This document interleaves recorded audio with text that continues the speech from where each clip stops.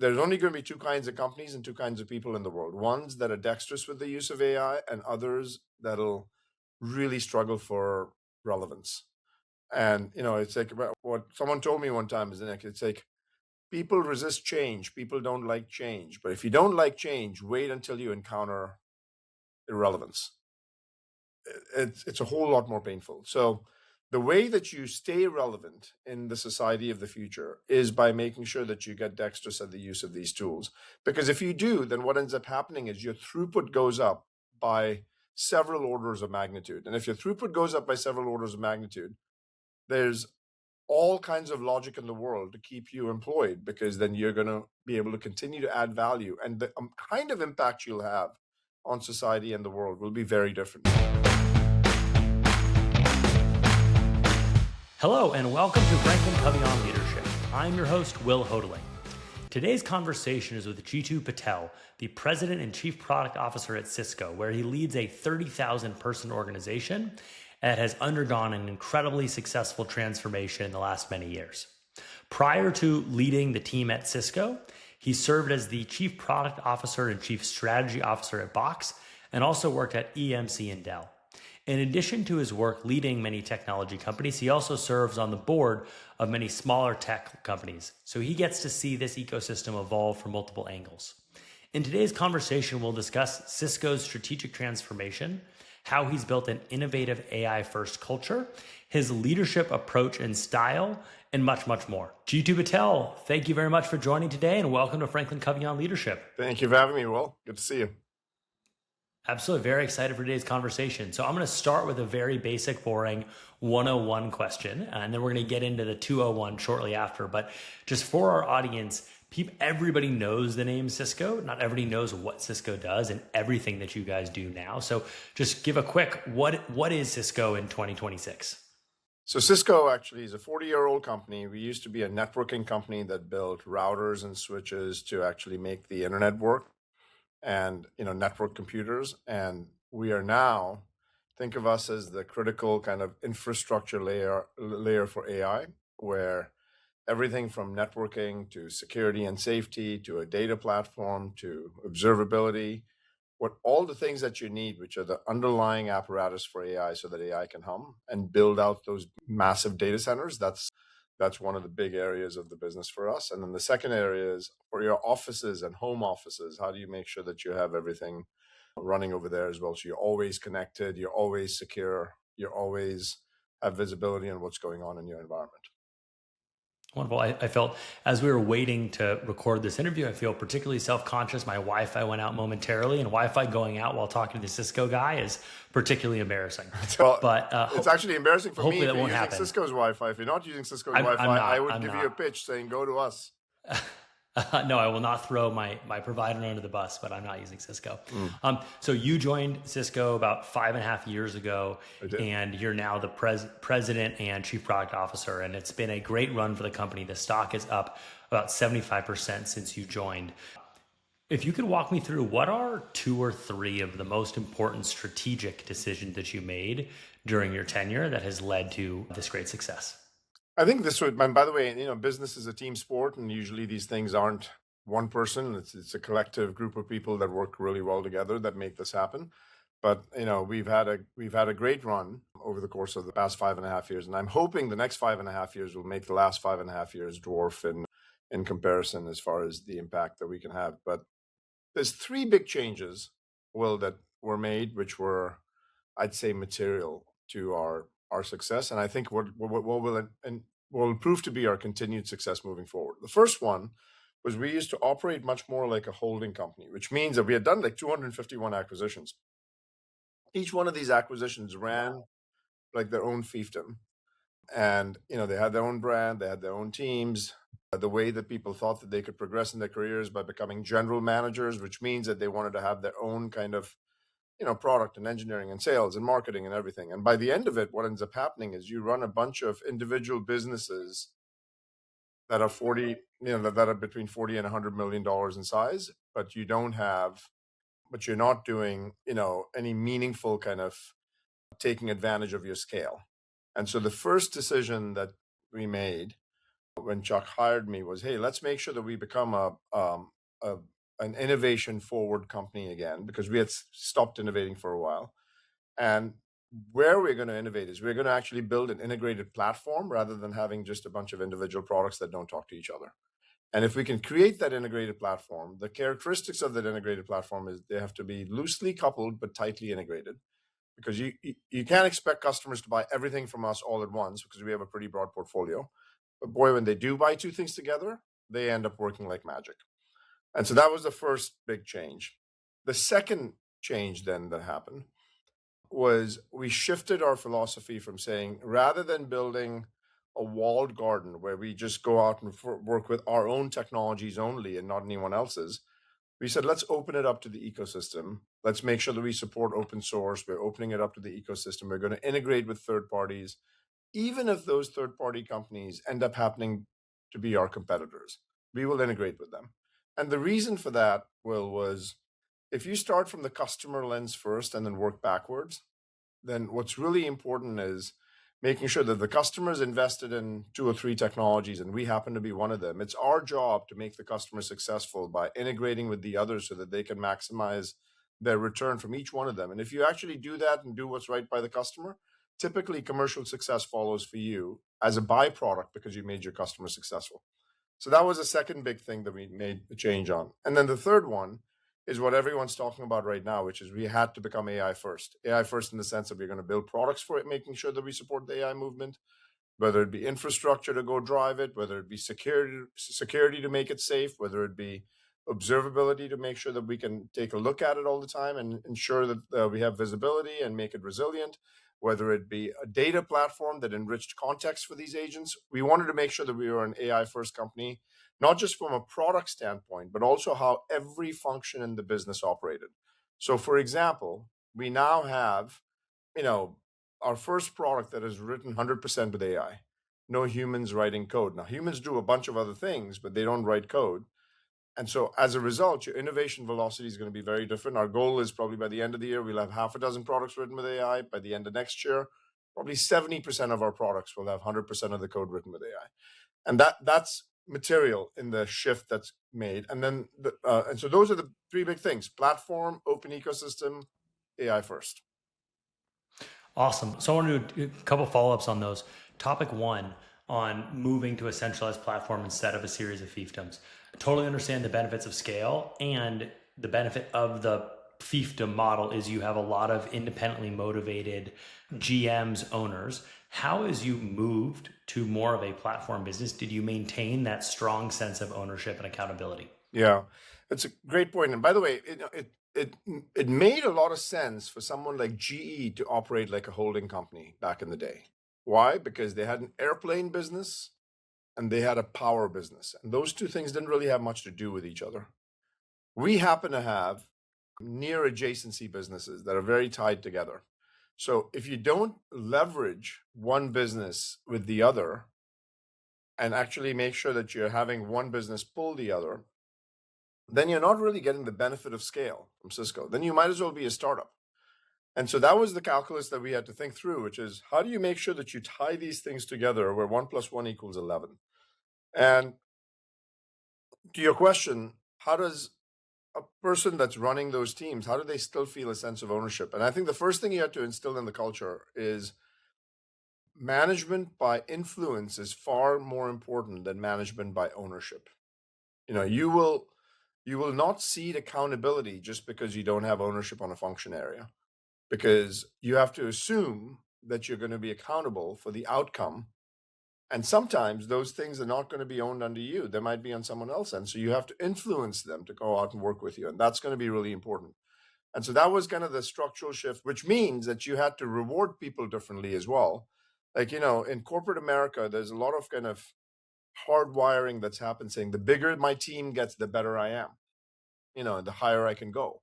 And we had to kind of kill that notion, because I could have a person that's managing 3 people that might end up making more money than someone who's managing 1,000 people.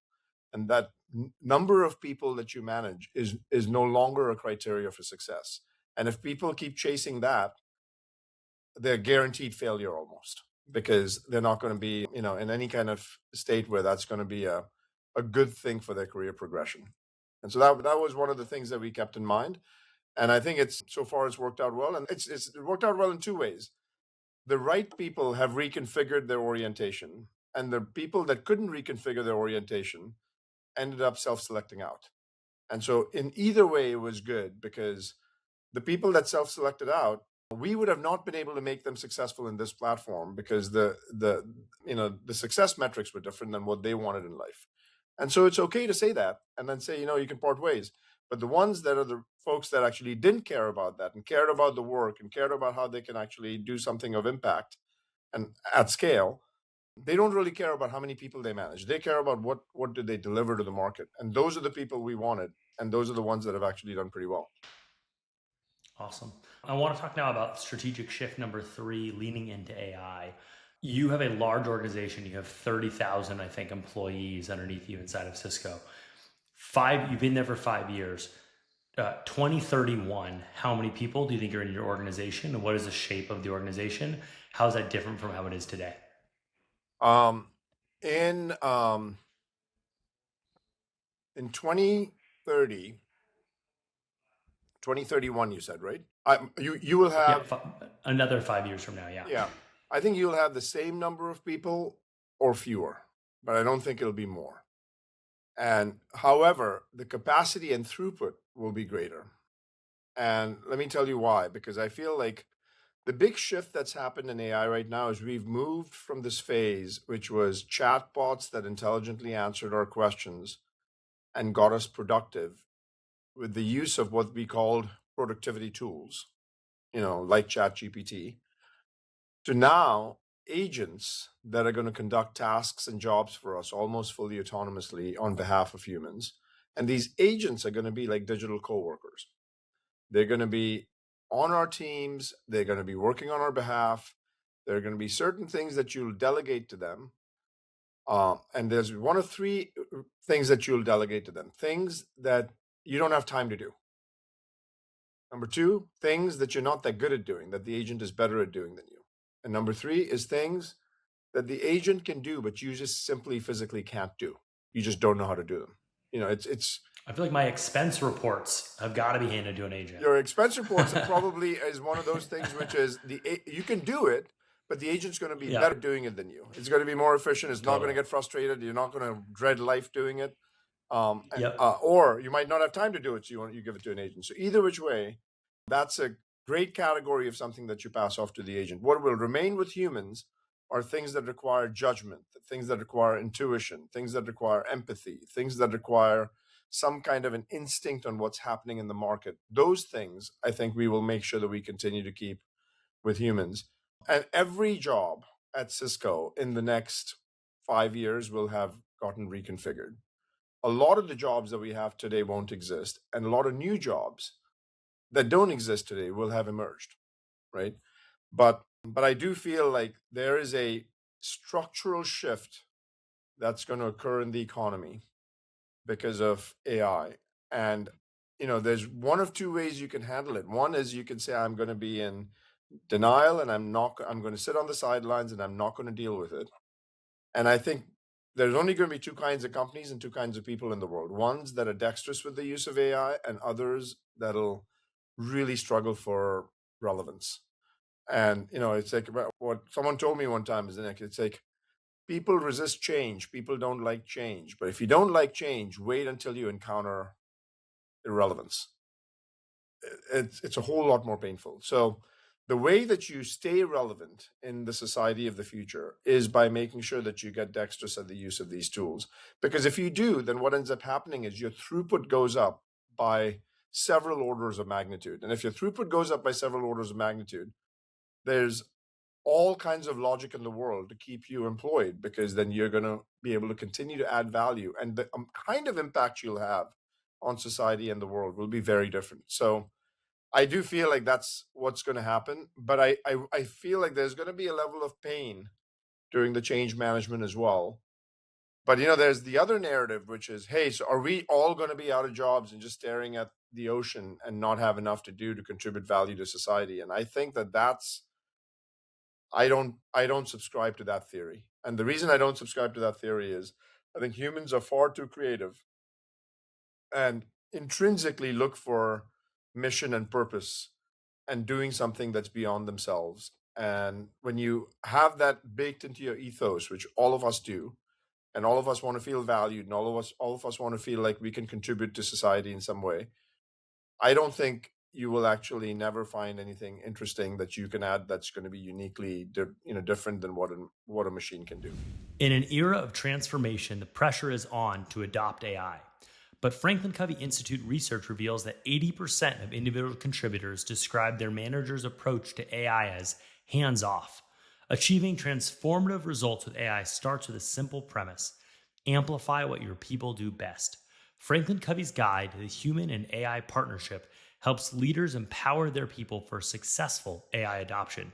Grab your free copy from the show notes and learn how to drive outstanding outcomes without losing your humanity. So I wanted to talk about, you talk about the change management and kind of people leaning into this new era. I want to give you a hypothetical. So let's say that you join a new company as CEO.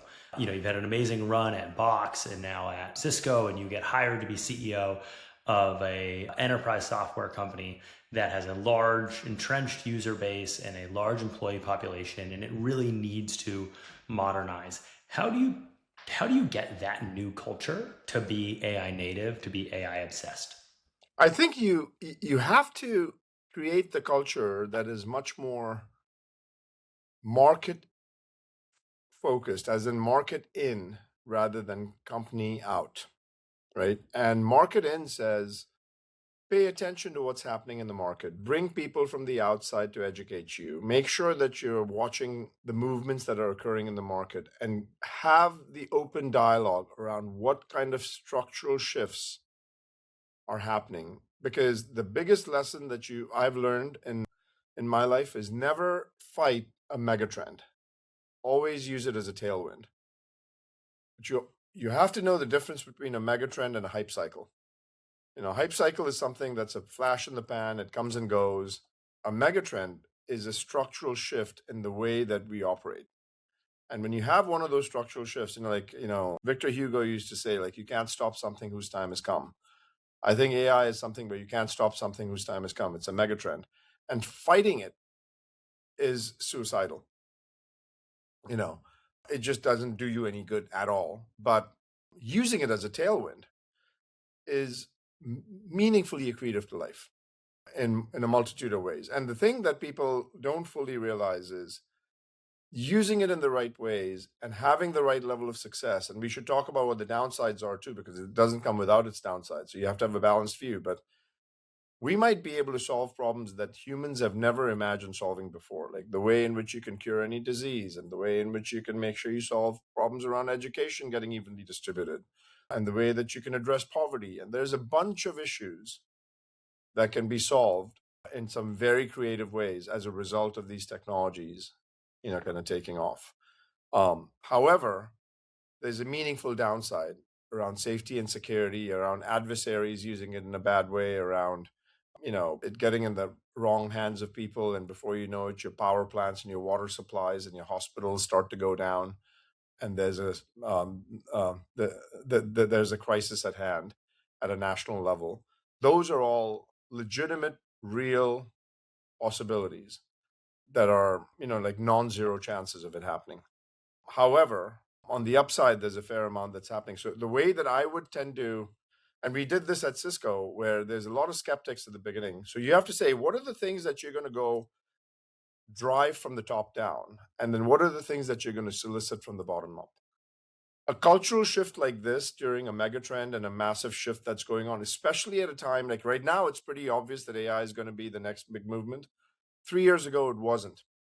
We decided about 5 years ago that we wanted to do something like this. But 3 years ago, when the Chat GPT moment happened, we pivoted the entire company to it. But it took a while. And that could not have been me going out and getting people's buy-in. That had to be driven from the top down, saying, we're moving this way. Awesome if you like it. And you completely have the right not to like it. But then Cisco is the wrong place for you. And you just have to make that extremely clear. Because in the absence of that clarity, what ends up happening is even if you have 80% of the people that like it and 20% don't, the 20% will hold back the 80%. And so you just have to make sure that you have alignment of values at that point and the direction you're going in. Yeah. So I want to move from the professional and the philosophical to more of the kind of personal and practical. I read you write, I wish I could say most of my accomplishments were my own, but frankly, I would say 1% is what I did with the opportunities, and 99% was a combination of luck and angels in the form of humans who helped me along the way. Um, could you tell me about an angel or two that helped you along the way? Oh, I have so many. So let's see. When I first, well, first one is my mother. I had an amazing mom that instilled a very strong set of core values in me. My dad was not a great guy, was a high stakes con man, didn't really have a strong set of moral compass and ethics. And it was traumatic growing up. He was a great dad, but a bad husband, and I could never separate the two. But he still was not a guy with a strong character. My mother was exactly the opposite. And, she raised me for the most part, and she was amazing. And she passed away 3 years ago, but we were best of friends. She died in my arms. She wanted to die in my arms. I was in the hospital with her in the last 8 weeks. It was truly the best gift she could give me. So that she was one. I think along the way I had a person that actually was a mentor over here that lent me $250,000 to when I was making $4 an hour to actually start my own to buy into a business that I was an intern at. That was a company that I ended up running for 17 years. That was for no selfish reason besides he wanted to see me do well. And so he lent me money, and I was able to pay it back to him with a very good interest. But I know that's not why he was doing it. He was doing it because he wanted to just pay it forward. If you think of a professor of mine, Sharon Reeves, I just got back in touch with her just 2 months ago after all these years. And I didn't have any money to pay for school tuition. And she actually helped me get an assistantship in school as an undergrad while I was an undergrad, which never happened in the past. And as a result, my school was paid for and I was able to get through school. And these kind of stories keep going on and on. I have a coach right now who is my first boss in Silicon Valley, and he still coaches me. And he taught me so much about business. And I had one of my key people that actually works with me, Jessie, is my head of operations, and I don't take a job without her anywhere I go. And she's stuck with me for the past 15 years. So I feel like you get very lucky with these people around you. My better half, Jyoti, is amazing, and she does a lot to kind of create conditions that keep me very sane. One of my best friends, Natasha, is great, and she helps me with. So I think like there's a very long list of people. Yeah, you got a big community. It takes a village. It takes a village. It takes a lot of work. I love it. So I want to talk to close before we're going to go to a lightning round and then our final traditional question. I want to talk a little bit about your leadership style. Frank and Covey obviously is a leadership company. If I were to ask your head of operations, who has been with you for 15 years, if I were to ask her, what is Jeetu's superpower and what's the one thing he needs to work on, what would she say? I can give you more things that she tells me I need to work on than my superpowers. I think she'd be better at telling me this. I won't. I'll try to guess the superpowers. I think the superpower she would say is, I tend to do pretty well in seeing what's ahead, and then am able to galvanize a team of people to go go chase the true north that we've decided, and create a long-term vision and make sure that you have the right level of energy to go out and prosecute that. um I think the area that I can tend to be, you know like all of us have a strength, and that strength, when used in excess, can also become something that can get exhausting for people. I am extremely intense, and so I can go for very long amounts of time. And she keeps reminding me, she's like, Jeetu, just because you can go for 16-hour days and be completely just as fresh at the end of the 16th hour as you were in the first hour, that's not how the rest of us are wired. So we need a break. We need some fresh air. We need to make sure that we're not just sitting in a conference room for 14 hours in a day. Um, um, and so you need to kind of make sure that you ease it up a bit. that's a classic example of what kind of feedback she'd give me from time to time. And so I feel my chief of staff does the same, sure. And so I feel like that's one area I would say. The other ones are like not even if they're not as good. Like I'm very good on certain things and I'm not so good at other things. And knowing what I'm not good at and making sure that I have a team of people around me that are better at those things than I am, I think is super important for any leader. And I feel like that's the one area that I tend to do pretty well because I'm not that good at that many things. I'm actually only good at very few things, and everything else I try to make sure that I bring people around me that are better at. It's easier as you Okay, get higher and higher in the food chain. Yeah, you have the luxury of being able to hire around your strengths instead of trying to always complement and support and make up for your weaknesses personally. That makes a ton of sense. Yep. So, you've been in a product leadership and a strategy leadership role for a while between Cisco, Box, and other organizations. What do you say to people who are aspiring to be chief product officers? What is your most common piece of advice to them? I would say the biggest thing I'd say is don't chase. Look, I've been in these places, and there are times when you can actually get. It's very tempting to get there, but don't chase titles. So, like, first thing I'd say to people that are aspiring to be chief product officers is don't aspire to be a chief anything. Try to aspire to go out and solve problems with your contribution with a group of people where you lift people around you up and you are able to make meaningful impact to either a small group of people or a large group of people, whatever actually is the problem that you're solving. Depends on the problem you're solving. But the quality of problem that you pick to solve is typically one of the most important things because that's directly proportionate to the success of the outcome. What I mean by that is the harder the quality of the problem, the higher the likelihood of success you're going to have, which is completely counterintuitive, Will, because usually you would say like, hey, if I have an easy problem, it seems like I'd be able to solve it. Why would a hard problem have a higher kind of, likelihood of success? It's because the hard problems attract the best minds. And if you believe business is a team sport, you want to have the best people. Like if you're building a lemonade stand versus trying to launch a rocket on Mars, you will have very different caliber of people that get attracted to those two problems. Nothing wrong with building a lemonade stand, but if you want to work with really bright people and you want to go out and do something that's an outsized impact to society, I think pick a hard problem to solve. Those tend to actually it's a gift that keeps giving for a while because it's a hard problem to solve and you have to you will keep attracting good people towards it, especially as it starts seeing success. More and more people start flocking towards it.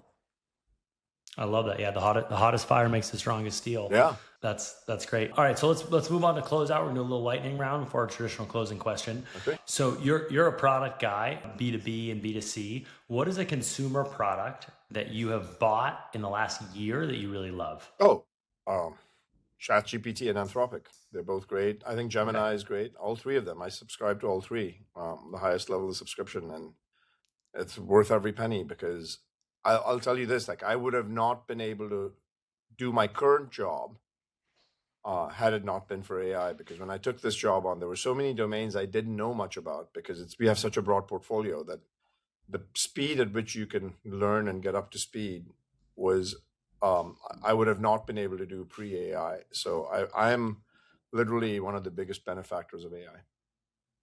Awesome. What is a book that you recommend regularly? The one that I recommend the most to anyone who's an early in career person is read Clayton Christensen's The Innovator's Dilemma and The Innovator's Solution, both of those books. And then the other one is Ben Horowitz has written a book called The Hard Thing About Hard Things. Those three books I feel like give you a very strong foundation of like structurally what happens in tech companies, and that most tech companies, when they get successful, that success could be the initial cause of their subsequent failure if they are not aware of it. And disruption happens only to those that have succeeded.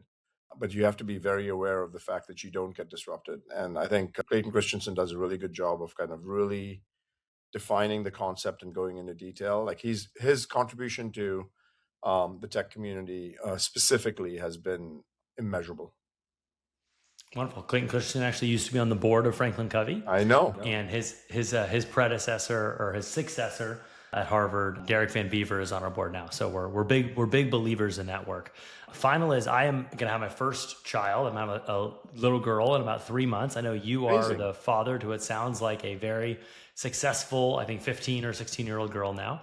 So what's one piece of parenting advice you have for me?